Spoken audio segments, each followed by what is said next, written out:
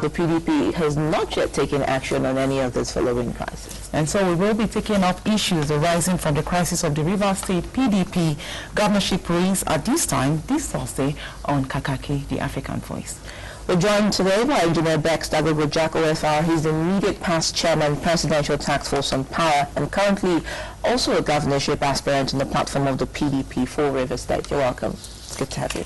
You're welcome. Thank you. Now, Engineer, before the word congresses of the PDP, there was a series of allegations of an attempt to impose an aspirant and the issue of zoning. What exactly are the issues? Yeah, thank you very much. I'll start by giving you a bit of a background. At some point, we are a PDP state, but at some point, the governor defected to a rival party. When he did that, he moved along with the executive of the party, who believed in his cause. A lot of the other elected members at the LGA, state and federal level also defected with him. That gave an impression of serious vacuum at the leadership level of the party. But I want to underline this. The grassroots level of the party is totally committed to a PDP cause for several reasons. First, we consistently vote along with the central government. Rivers State does not have a culture of voting in opposition. Secondly, today the government at the center happens to be headed by the president, who is from our zone. So there is also, apart from a consistent culture, an emotional connection with the fact that the central government belongs to us, quote unquote. The wife of the president, also from our place. So you can see that the grassroots orientation for PDP is not something you can debate about. It's very deep. And when I hear people thinking that something will happen in 2015 at the presidential level, I laugh. Now, because of that grassroots connection, it was easy for us to come and re-galvanize them and focus them for PDP. That had to happen. At that point, the most senior political appointee in government was the Minister of State for Education. So we rallied behind him under the aegis of what we call the GDI, Grassroots Democratic Initiative. That rallied around through several rallies the grassroots support back to PDP, and in the process re-established a modicum of leadership. The problem we got was that as we tried to do that, as we built the momentum for PDP leadership back on course, so that there is no sense that Rivers State is in opposition to the center, the frontline player, who is the minister, because of his political position and other variables, somehow decided, probably on the advice of his people that are supporting him, that he should compensate himself with the slot of the governorship. And once that decision was reached, everything got manipulated to fit into that single candidacy mode. And that became the basis of the crisis in the state. Now, when you look at the issue of zoning is basically a PDP idea, isn't it? That's correct. Now, is the party still holding, strong to that principle? I would think so. And also, it's also not a novel idea, original to PDP. It was copied from NRC, and if you look at it, NRC controlled the central government at the time. NRC copied it from MPN. Again, you can see that MPN produced the central government at the time. You might say the membership of those parties were also big wigs, but I know that the followership were also concerned about equity. And that clause in these three parties, that things must rotate, was a defining characteristic of that party. And it ended up mobilizing everybody, even people with different thoughts, different ideas, felt that if it could be my turn tomorrow, then this is where to belong. You actually cleared the issue on, the issue of aspirants, and all, but let's have you also clarify the issue of zoning. What exactly is specific issue on the zoning principle? Yeah, the zoning principle has different dimensions to it, but all of them united towards the purpose of equity and peaceful coexistence. The PDP, two elements in the Articles of Faith, that is our constitution, clearly speaks to the fact. Article 7.3c says that elective offices must be rotated and zoned amongst the different geo-ethnic formations in each of the constitutional, environments, let it be local government, state, federal. We must do it. And we've always done it. If you come to River State in particular, we have some kind of sharing model. And the sharing model is upland and riverine. And within the context of the party, we will have to move it downward to how each environment does their sharing. Upland riverine is true for River State. You might go to, say, Abia, and you will see the Ngwa, Okwa. A different model will appear. But people respect those models wherever it is. And ours is upland riverine, and then the PDP zoning formula that it must rotate. Where we don't have an upland riverine, which is our primary method for peaceful coexistence, we can opt for something else, maybe senatorial, allows things to go around. But the primary model should be respected. It is historical, it has happened consistently for so many years, then it should be upheld. But there have been insinuations, I know, talking about a gang-up against one of the governorship aspirants, who is Mr. Wike, yes, the former Minister of Education. Is there any truth in this, looking at all the politics that has happened in River State, especially that 16 aspirants also boycotted the Congress? Is there any fair share in that analysis? Yeah, but I'll beg not to use the word gang-up against him as a person.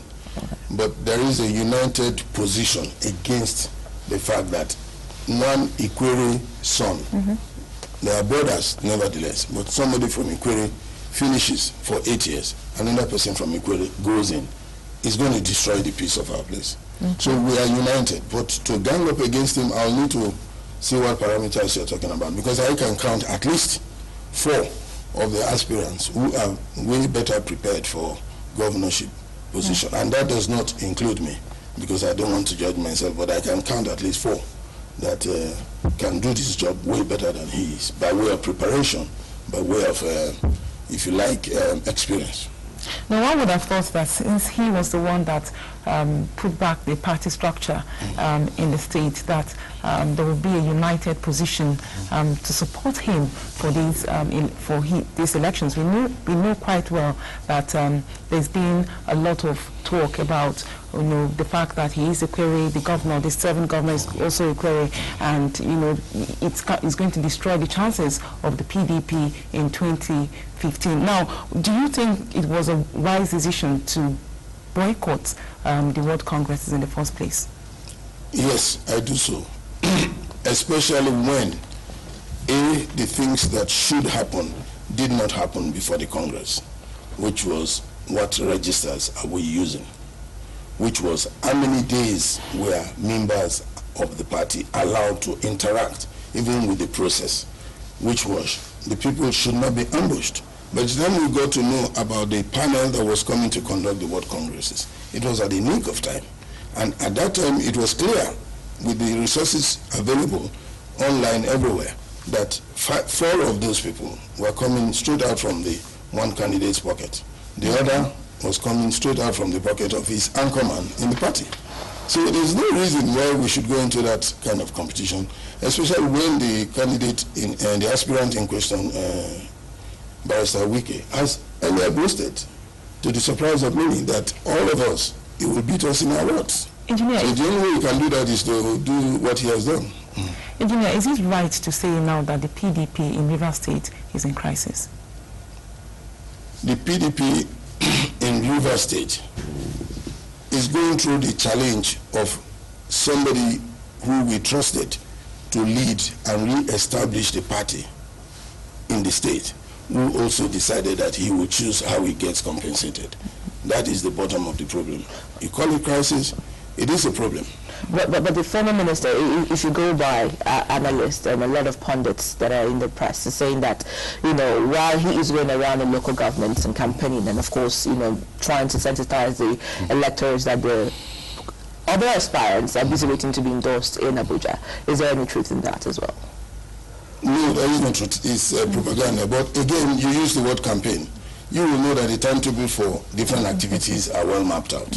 And we also need to understand, and I'm surprised some of the political gurus that call themselves gurus don't know, that when we're in the primary stage, the conduct of election is totally, of your politics is totally different from when you are in the general election stage. In the primary stage, you do a lot of consultation with those people who you believe ought to be delegates because of their status in the party. You try to sell your programs to them. You sell your agenda to them. You sell your pedigree, your integrity to them. And you keep buying opinion. So when they go to the delegates conference or the electoral college, they have a disposition to you. And I've been doing that. We have been doing that intensively. But again, to go on road shows and then begin to rent crowd and make an impression on TV, that all of this costs a lot of money, but they don't mean a lot of capacity to govern. And I can ask certain rhetorical questions. We've been around this country for a long time. I do not know how many states Obasanjo visited before he got the party ticket. I do not know how many local governments Amechi visited before he got the local government the party ticket. And I can go on and on. There are some governors who essentially just printed posters, walked around the delegate structure, infected the party with their vision, got a buy-in. A party wants to field a candidate they can win with, not the candidate with the highest muscle for money or for visibility on TV. No. Okay, now just before, when you look at what's happening in Ebonyi State, of course you know what's happening in Ebonyi State, and even the little news of crisis in Taraba and certain states as well, considering that 2015 is around the corner, this is to be expected. But then just a backtrack on zoning. Do you think that zoning should take precedence over preparation and capacity to win elections? They are not mutually exclusive, but more importantly, we should begin to make a clear separation between the methodology for winning an election and the capacity to run government. Methodology for winning an election, typically not an individual. If an individual must be depended upon to win a general election, I get seriously worried as to the quality of the party that is behind that process. It is the party that organizes itself for elections. And how they do that remains how they organize themselves. But picking the right candidate for governance is what will sustain the brand of the party after winning the election. And I dare to say that we've made some mistakes as a country in the past. After the Third Republic, from the onset of the Third Republic, what I noticed, and I'm sure a lot of people share these thoughts with me, is that we transferred the sense of military coups into the democratic culture, where a band of people gang together, infect party, disorganize arrangement with their machineries, and then seize power, so to speak. They were not really elected. They don't owe anything to the people. So the earlier we stop that, the better. The sense that you can win election, quote unquote, you are an ombudsman, you are a garrison commander, you are a bulldozer, you are an Iroko. And that doesn't mean that you can deliver the things that people desire who are elected, who are looking towards being served after an election. So every time people talk about he's the one who can win the election, but who is going to lead the government? The character of the person who leads the government has always determined the quality of government. So we cannot divorce it. Okay, now there are petitions about the ward congresses, and there seems to be some level of silence from the party leadership, because there are no reports really that the PDP leadership has taken any decision concerning these petitions. Now, what could happen if the party leadership remains silent about these petitions? Thank you. I think to share your anxiety, and a lot of the people from my side, from our state, also are very, very anxious, very, very anxious. They're anxious because the right things that decent people should do have been done. Petitions have been written. Very well respected PDP leaders in our state have spoken. Very well respected PDP and national leaders have spoken. Chief Ike Clark, if I must name some of them, Chief Ombo Sokrari, BOT member, Alabo Theogram Douglas, BOT member, Chief Ekwe Oswald, former head of security in the country, a lot of others I can go on and on, but I'm saying that the party should do something. I believe they would, because if you listen to what has happened in Adamawa and other places, Ebonyi, it means that they will. But the anxiety level out there in the PDP family in River State is rising, fearing that every day that passes, injustice is gaining ground. And the impact of that in the election, how it will affect other interests, is something any of us can speculate about. Now, as a candidate, how have you been pushing your own campaign, and what are your chances? Because you're just one man amongst, a few others. What are your chances in this race? I would think that based on the feedback we get, our reception is very good. People believe that we have come to serve. People have looked at our back. They have a sense of our history. We've communicated our agenda very well across to the different segments of the society. We do believe that, again, we went through a process of harmonization of candidates. So the 16 you mentioned, and even slightly more, have been in touch. We sense that we are all here to serve. It's not a gang war. So if any one of them, any one of us comes through, there's a sense that we could even use the same model we've used to argue for equity to build consensus and move to the next stage. And I don't think that if there is a level playing field, I shouldn't worry too much about my... Well, you have over 33 years of service in both public and private sector, and you're a civil engineer, and I also understand your role in the presidential, task force for power from 2010 to 2012. Now, we've heard, a lot of people say we've heard all of this before, the avant-garde list of what and how you can change a state from poverty to, financial dominance. Now, what is the difference? Because tactics and structure seems to also be lacking for a lot of people who come in and make promises. Once they get into power, becomes business as usual. What are you going to do differently from all of this? Thank you. I'm glad you asked that. First, we approach this purely with a passion to generate, if you like, irreversible change of development in the state. We approached it from that premise. So myself and the technocrats in my team sat together and said, how would we do things differently? The first thing, we started doing some postulates, which we represented in an agenda that is published.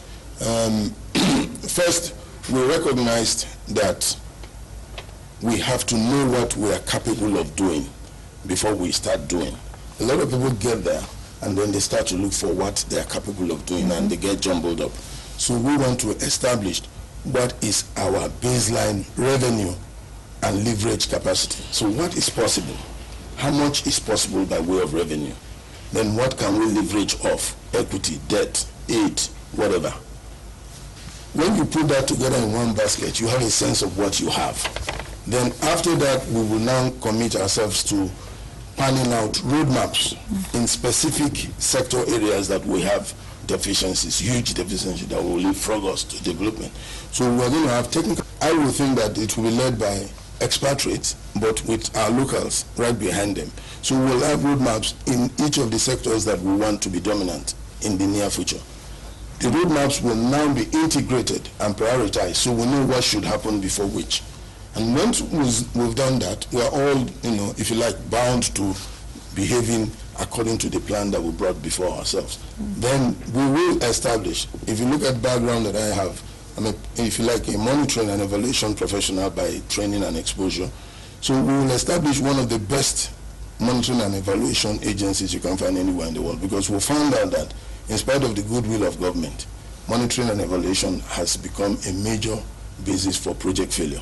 These are all financial. So we will model ourselves, not so much financial, but planning. What you've seen me talk about here is organized planning for development and disciplining yourself with the plans that you come up with. All right. Sorry. I understand, all of the I can go further to tell you the sector. I'm coming, just to interject here. I understand all of the, the planning and the structure and the literature behind all of this. But at the end of the day, the masses, the populace, people in the government, want to see what you can do to make their life better. They're thinking of employment. They're thinking of better housing. They're thinking of food on the table. And House, maybe they want to critically have the understanding. Because what you have said, some people don't have the well to know how or the education to actually understand in between the lines a lot of all of this literature. So in a layman's language, how would you express, what it is you're bringing to River State that is different and why people should put their votes on you? Thank you. Again, some people would want, are we campaigning? But I think the people need to know that when we come, and I'm giving you the structural design to our development approach, how we'll approach development, but we'll now trickle it down to sectoral plans and how to do things. When we come, essentially things we will look at is that we will make sure that we liberalize and distribute development. It will not be centralized, we'll decentralize it. We will invest in people, Rivers people, who must invest in their places. So we'll not hang around with people in Port Harcourt, everybody is rich around us, and then they are not known where they are from. So we have to see your sign that you are delivering a project. I can tell you most of the people that are hanging around politicians or people who are pushing somebody to hold this office or hold that office, they call themselves big politicians, but there's nothing in their village. So we're going to invest in people who they invest in their places, even if it's a small cottage industry, and through that combination, we're going to spread prosperity. Okay. Now, Engineer, you have such a laudable plan for River State, and I'm sure the 15 other aspirants will have something to say about their plans for River State. But then we cannot wish away the fact that PDP is currently undergoing some level of crisis, but you choose to call it problems, Engineer. Now, how do you think, PDP really can achieve some of its plans with the current problems? Do we see the possibility of aspirants decamping perhaps to other parties? No, the decision to stay in one place or move is an individual choice, and it's a fundamental right, and we can't speculate too much around it. But I know that we should begin from the premise of it. The party has done it in Ebonyi, in Adamawa. They've shown that equity is the foundation of the party. We don't expect them to do any less. We know that some people are far more desperate than others, and they've done a lot. They've proacted on the system. People in the party and the leadership seem arm-twisted, but I believe it's a passing phase. Okay. It's a passing phase because the party has a history and a pedigree. Okay, now let's look at the psychology really of the grassroots people. You said earlier that the Rivers people have an emotional attachment to the government and the center. Now, how do you think, don't you think, or are you concerned really that the crisis in the PDP could rub off on the psychology of these people and affect their positions right now? I believe so. And I also know that the party must do the right thing, because over time, some of the people who are trying to trade on this inequity or injustice are of the sense that the people have become poor, so impoverished over years of bad governance that they've lost their right of choice and their right of resistance. But it's not true. Rivers is a peculiar place. We are a very virile society. Our sense of right and wrong, we do not negotiate. We are not for sale. So the right things not being done is already a signpost of possible crisis, possible electoral risks downstream. But the right things, I believe, will be done. All right, we have lots and lots of things to talk about, but we'll continue this after Pan-African World to evaluate what's happening around Africa. Sally brings you the news. We'll be right back. Stay with us.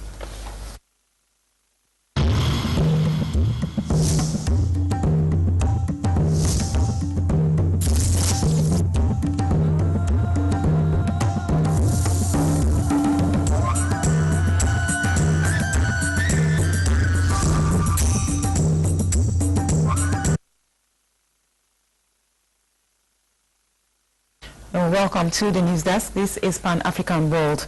Well, police in Malawi have fired tear gas to disperse hundreds of school pupils protesting the government's delay in paying their teachers' salaries. The students aged between 6 and 12 took to the streets of the main city, volunteering in an impromptu strike. About 6,500